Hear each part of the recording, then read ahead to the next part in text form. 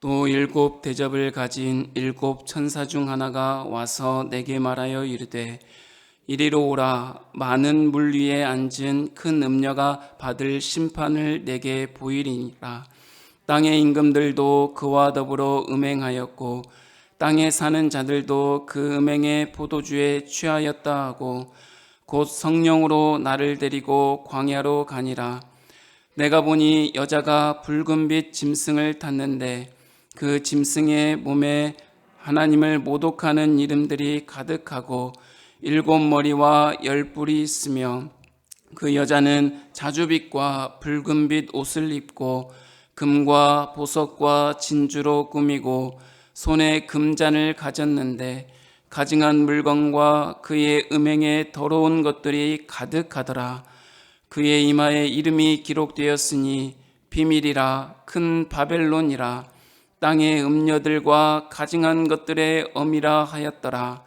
또 내가 보매 이 여자가 성도들의 피와 예수의 증인들의 피에 취한지라. 내가 그 여자를 보고 놀랍게 여기고 크게 놀랍게 여기니 천사가 이르되 왜 놀랍게 여기느냐. 내가 여자와 그가 탄 일곱 머리와 열 뿔 가진 짐승의 비밀을 내게 이르리라. 내가 본 짐승은 전에 있었다가 지금은 없으나 장차 무적행으로부터 올라와 멸망으로 들어갈 자니 땅에 사는 자들로서 창세 이후로 그 이름이 생명책에 기록되지 못한 자들이 이전에 있었다가 지금은 없으나 장차 나올 짐승을 보고 놀랍게 여기리라. 지혜 있는 뜻이 여기 있으니 그 일곱 머리는 여자가 앉은 일곱 산이요 또 일곱 왕이라. 다섯은 망하였고 하나는 있고 다른 하나는 아직 이르지 아니하였으나 이르면 반드시 잠시 동안 머무르리라. 전에 있었다가 지금 없어진 짐승은 여덟째 왕이니 일곱째 중에 속한 자라. 그가 멸망으로 들어가리라. 내가 보던 열 뿔은 열 왕이니 아직 나라를 얻지 못하였으나 다만 짐승과 더불어 임금처럼 한동안 권세를 받으리라. 그들이 한 뜻을 가지고 자기의 능력과 권세를 짐승에게 주더라. 그들이 어린 양과 더불어 싸우려니와 어린 양은 만주의 주시요 만주의 왕이시므로 그들을 이기실 터이요 또 그와 함께 있는 자들 곧 부르심을 받고 택하심을 받은 진실한 자들도 이기리로다. 또 천사가 내게 말하되 내가 본 바 음녀가 앉아 있는 물은 백성과 무리와 열국과 방언들이라. 내가 본 바 이 열 뿔과 짐승은 음녀를 미워하여 망하게 하고 벌거벗게 하고 그의 살을 먹고 불로 아주 사르리라. 이는 하나님이 자기 뜻대로 할 마음을 그들에게 주사 한 뜻을 이루게 하시고 그들의 나라를 그 짐승에게 주게 하시되 하나님의 말씀이 응하기까지 하심이라. 또 내가 본 그 여자는 땅의 왕들을 다스리는 큰 성이라 하더라. 아멘. 요한계시록 17장부터 20장은 종말에 있을 악의 세력의 멸망과 최후의 심판의 모습을 보여주고 있습니다. 그 안에서 오늘 본문 17장은 큰 성 바벨론의 멸망에 초점을 맞추고 있습니다. 일곱 대접을 가진 일곱 천사 중 하나가 사도 요한에게 물 위에 앉은 큰 음녀가 받을 심판을 보여주었습니다. 여기에서 음녀라는 말은 보통 구약 성경에서는 주로 우상을 숭배하는 이스라엘을 나타낼 때 등장하지만 이곳에서는 음녀는 5절에 나와 있듯이 큰 성 바벨론을 지칭하고 있습니다. 이처럼 음녀는 바벨론을 지칭하지만 동시에 세상을 음행 속으로 빠뜨린 바벨론과 닮은 이 시대의 로마를 지칭하고 있으며 더 크게 말씀드리면 이 세상을 표시한다고 말한다고 볼 수 있습니다. 이 음녀의 모습이 어떤지 한번 살펴보도록 하겠습니다. 4절입니다. 4절 말씀을 같이 한번 읽겠습니다. 그 여자는 자주빛과 붉은빛 옷을 입고 금과 보석과 진주로 꾸미고 손에 금잔을 가졌는데 가증한 물건과 그의 음행에 더러운 것들이 가득하더라.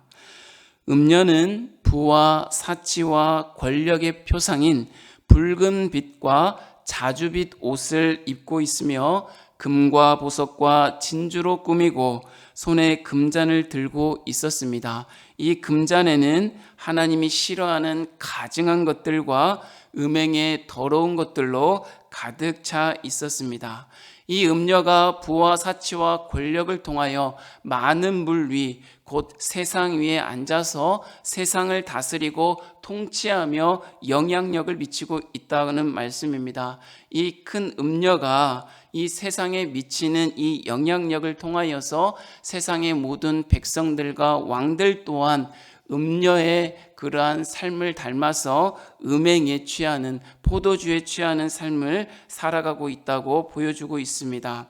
이 음녀는 세상의 통치자들과 백성과 함께 실제적으로 음행하며, 따라서 로마가 마치 세상을 통제하고 영향력을 미치고 있는 것처럼 보여주고 있습니다. 그러나 그렇게 보일지라도 결국은 세상을 다스리시고 통치하시는 분은 세상이 아니라, 로마가 아니라, 이러한 제국들이 아니라 결국 하나님께서 다스리시고 통치하신다는 사실을 또한 우리에게 가르쳐주고 있는 것입니다. 그렇기 때문에 세상은 결국 심판에 이를 것이며 하나님을 믿는 믿음의 성도들은 최후의 승리를 맞이한다는 것을 또한 우리에게 교훈하고 있는 것입니다.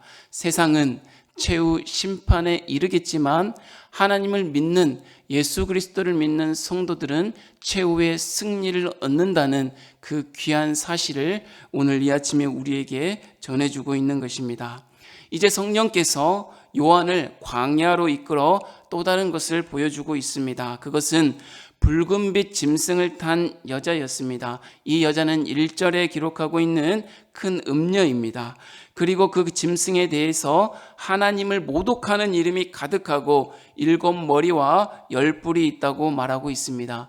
이 7머리는 7산과 7왕이라 지칭하고 있는데, 이 7산은 고대 세계에서 로마를 가리키고 있습니다. 왜냐하면 이 로마가 7산 위에 세워졌기 때문입니다. 그리고 이 7왕에 대해서는 여러 해석이 존재하지만 로마의 7왕으로 해석하는 사람들도 있고, 또 이집트부터 시작되는 7개의 제국으로 해석하는 사람들도 있습니다. 종합해 본다면 이 7머리는 이 제국들로부터 시작하여 세상 종말에 이르기까지 있을 하나님을 박해하는 모든 세상의 세력이라고 볼 수 있습니다. 결국 짐승은 그리스도와 교회를 대적하는 반기독교적인 모든 통치자와 그 세력이라고 볼 수 있는 것입니다. 또한 10뿔은 10왕이라고 기록되어 있습니다. 즉 10뿔은 로마 제국에 속한 각 지역을 다스리는 통치자들을 상징한다고 볼 수 있습니다. 운명 공동체처럼 보이는 이 큰 음녀 바벨론과 또 그 지역을 다스리는 이 짐승들 사이에 분열이 일어나고 있습니다. 아이러니합니다. 이 큰 음녀와 짐승 사이의 분열을 통하여서 이 큰 음녀 바벨론이 망하고 있는 모습을 우리에게 보여주고 있습니다. 이전에는 자줏빛 옷과 붉은빛 옷을 입고 각종 금과 보석과 진주로 치장한 이 음녀가 짐승에 의하여 벌거벗은 꼴이 되며 철저히 파괴될 것임을 말해주고 있습니다. 이것은 무엇을 우리에게 교훈합니까? 악이 결국은 심판을 받는다는 것입니다. 그러므로 우리는 기억해야 합니다. 세상 그 어떤 것도 하나님의 주권적인 통제 아래 놓여져 있지 않는 것이 없다는 것입니다. 주님은 세상을 당신의 주권적 통치 아래 두셔서 결국 이르게 하실 종점으로, 끝날로 우리를 이끌어 가십니다. 그 끝날에는 무엇이 있다는 것입니까? 최종 승리가 있다는 것입니다. 세상의 끝날에는 최후 심판이 있지만 하나님을 믿는 성도들에게는 끝날에 최후 승리가 있다는 것입니다. 이 가운데 살아가는 우리에게 끊임없는 아픔이 있고 괴로움이 있고 상처가 있고, 이 상처가 아물기도 전에 또 다른 상처가 우리를 덧나게 하는 삶을 우리가 이 세상 속에서 살아가지만, 그 결국 세상은 최후 심판에 이르게 되지만 성도는 최후 승리를 얻게 된다는 사실을 우리에게 꼭 기억하라고 말씀하고 있는 것입니다. 악이, 세상이 너무 강해서 인생에, 우리의 삶에 파멸을 안겨둘 것처럼 보여도 결국 누가 승리한다는 것입니까? 어린 양이 승리하셨고, 그 승리를 따르는 성도, 곧 저와 여러분 또한 승리할 것이라는 것을 분명히 보여주고 있는 것입니다. 14절을 같이 한번 읽어보도록 하겠습니다. 14절입니다. 그들이 어린 양과 더불어 싸우려니와 어린 양은 만주의 주시오 만왕의 왕이시므로 그들을 이기실 터이요 또 그와 함께 있는 자들 곧 부르심을 받고 택하심을 받은 진실한 자들도 이기리로다. 아멘. 그러므로 이미 승리를 보장받은 우리의 역할은 그 승리를 믿는 것입니다. 그리고 그 승리를 붙드는 것입니다. 그리고 승리자답게 살아가야 한다는 것입니다. 승리자답게 산다는 것이 무슨 말입니까?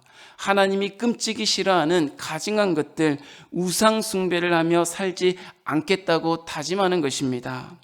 다른 말로 표현하면 무엇입니까? 다른 것으로 하나님을 대신하지 않겠다고 다짐하는 것입니다. 그리고 또 무슨 말입니까? 두 마음 품지 아니하고 한 마음을 품고 주님을 섬기겠다고 다짐하는 것입니다. 왜냐하면 우리에게는, 세상 속에 살아가는 우리에게는 너무나도 다른 마음들이 가득 차여 있는 것 같습니다. 그것을 하나님께서 가증하게 여기시고 우상을 숭배하는 모습으로 보고 있다는 것입니다. 다른 것으로 하나님을 어찌 대신할 수 있겠습니까? 그런데 우리의 삶은 다른 것으로도, 하나님이 없이 다른 것으로도 충분히 살아갈 수 있다고 생각하는 것 같습니다. 사랑하는 성도 여러분, 이 아침에 하나님께서 여러분에게 깨닫게 해주시는 우리의 마음속에 가증한 것들이 있다면 하나님 앞에 버릴 수 있는 은혜가 있기를 바랍니다. 우리 안에 우상을 숭배하며 우리 안에 다른 것으로도 충분히 살아갈 수 있겠다, 다른 것으로도 우리의 인생을, 문제들을 해결할 수 있겠다라고 생각하는 것들이 있다면 하나님 앞에 내려놓고 하나님 앞에 기도할 수 있는 저와 여러분이 되기를 주님의 이름으로 축복합니다. 사랑하는 성도 여러분, 음녀 바벨론이 세상을 다스리는 것처럼 보여도 그 음녀를 포함해 모든 것은 누구의 통치 아래 있다고 우리가 지속적으로 듣고 있습니까? 하나님의 통치 아래, 하나님의 다스림 안에 있다는 것을 우리가 지속적으로 보고 있습니다. 음녀 바벨론 안에 있어야, 세상 아래 있어야 우리의 삶이 윤택하고 편리하고 풍요로워지는 것처럼 보이지만 그렇지 않습니다. 그것은 풍요로움을 가장한 망하는 길임을 우리는 기억해야 하는 것입니다. 우리는 하나님의 안에 있으므로, 그리스도 안에 있으므로 참된 기쁨과 풍요가 넘치는 성도라는 것을 기억해야 할 것입니다. 성도는 세상 속에 살지만 세상 안에 사는 사람들이 아니라 하나님 안에, 그리스도 안에 하나님으로 살아가는 자들이라는 것을 우리는 반드시 알아야 합니다.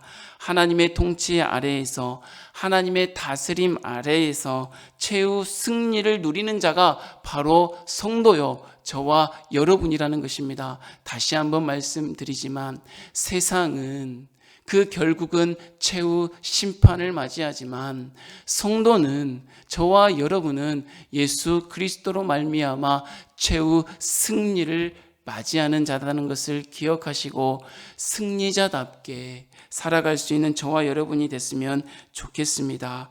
결국은 어린 양 예수 그리스도가 이기시고 어린 양을 따라 살아가는 저와 여러분이 최후 승리를 맞이한다고 우리 주님께서 이 시간에 우리에게 사랑의 말씀으로 말씀해 주고 계십니다.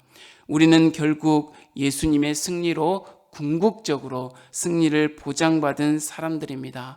이 승리 없는 자처럼 우리 안에 가증한 것을 품고 두 마음을 품고 수많은 우상을 품으며 세상 속에 있어야지 안전하다 말하지 마시고 주님 한 분만으로 만족합니다.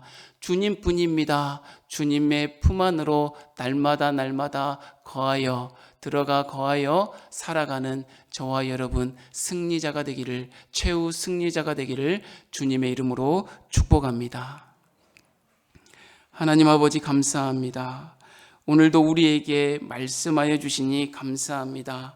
세상은 우리를 다스리고 통치하는 것처럼 보이지만 하나님께서 우리를 다스리고 통치하고 계심을 믿습니다. 세상은 결국 망하지만 최후 심판을 받지만 성도는, 사랑하는 자들은, 하나님의 사랑을 입은 자들은 결국은 승리할 것을 믿습니다. 승리자처럼 예수님을 따라 살아가게 하시고 승리자처럼 예수님을 붙들고 살아갈 수 있는 저희들 되어줄 수 있도록 은혜 베풀어 주옵소서.